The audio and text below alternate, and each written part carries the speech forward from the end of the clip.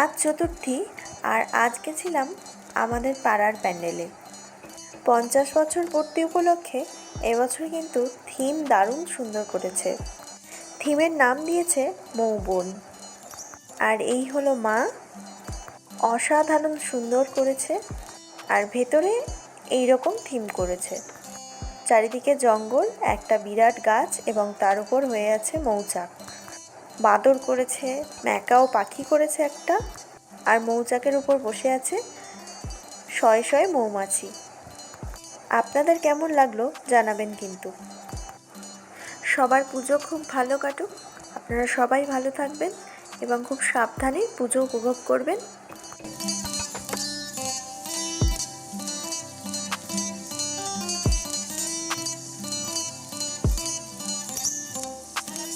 Tata, দেখা হচ্ছে next কোনো ব্লগে।